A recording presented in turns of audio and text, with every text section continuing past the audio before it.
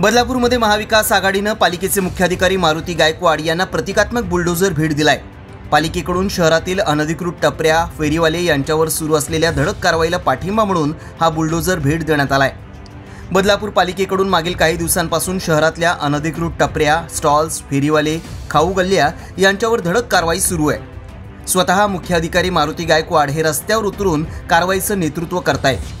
या कारवाईमुळे बदलापूरचे रस्ते मोकळे झाले असून त्यामुळेच महाविकास आघाडीनं मुख्याधिकारी मारुती गायकवाड यांची भेट घेत या कारवाईचं कौतुक केलं।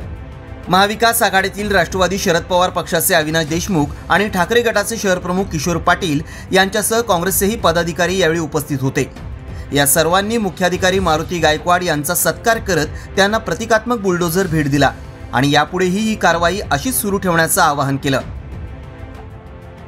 मुख्याधिकारीला बुलडोझर देण्याचं तात्पर्य एवढंच आहे की तुमची कारवाई आतापर्यंत झालेली आहे आणि याच्या पुढेही शहराच्या रस्त्यांनी मोकळा श्वास घेतला पाहिजे की जेणेकरून 2 दिवसाची कारवाई ही 2 दिवस न राहता कंटिन्यू पुढे चालत राहावी, जेणेकरून शहरे जे असतात ते शहराचे रस्ते मोकळे झाले पाहिजेत।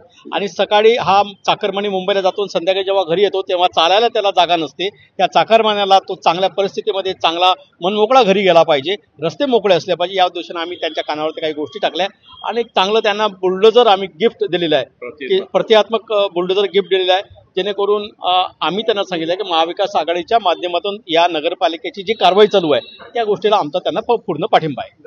डिजिटल बातमीदारीच्या युगात अल्पावधीतच नावारूपाला आलेल्या आणि लाखो प्रेक्षकांच्या पसंतीस उतरलेल्या एकमत न्यूज चॅनलला इंस्टाग्राम आणि फेसबुकवर फॉलो करा, यूट्यूबवर सबस्क्राईब करा।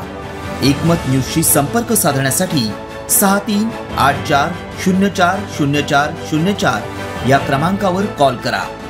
बातमी म्हणजेच एकमत न्यूज।